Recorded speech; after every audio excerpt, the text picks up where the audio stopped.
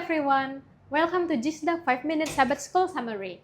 We are now at the Lesson 8 entitled Free Will, Love, and Divine Providence. Our memory verse from this week is from John 16, verse 33. This saying I have spoken to you, that in me you may have peace. In the world you will have tribulation, but be of good cheer. I have overcome the world. Free will and love. The foundation of free will is love. For love to be genuine, it must be freely chosen. If God were to impose His will on us, it will not be true love. Free will is the ability to choose between good and evil, and is essential for moral responsibility. Without free will, we would be mere puppets, unable to experience genuine relationships with God or others. God's divine providence.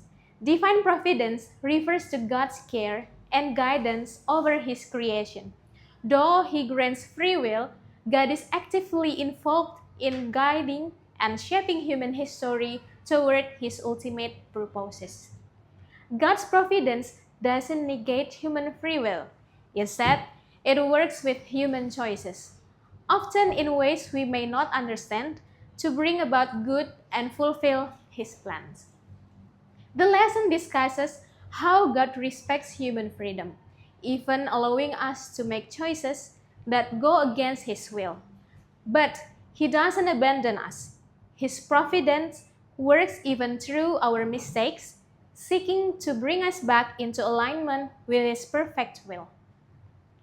The coexistence of free will and divine providence creates a tension. On one hand, God's sovereignty is not compromised by human choices, and on the other, human decisions can delay or complicate His plans. However, God works within this tension, guiding us despite our imperfections.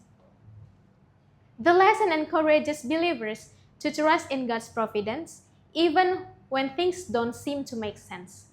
It challenges us to make wise choices in line with God's will, understanding that our choices matter and that God's love will always work to bring us back to Him, even when we stray. It also invites us to reflect on how we use our freedom. Question number 1. If God does not always get what He wants, how does this fact impact the way you think about what occurs in this world? The fact that we encounter suffering and trials does not mean that this is what God ideally wants for us. However, we can be confident that while evil itself is not necessary for good, God can bring good even out of evil events. And if we trust God, God can use even our sufferings to draw us closer to Him and to motivate us to be compassionate and to care for others. Let's move to the question number 2. Often we lament the evil and suffering in this world, but how often do you take time to ponder that God Himself laments and is grieved by suffering and evil? God is not distant or indifferent to our suffering.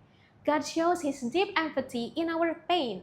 In the Bible, we see God's sorrow at the state of the world. He lamented over Israel's sin, He was grieved by humanity's wickedness, and Jesus entered into the suffering of the world directly.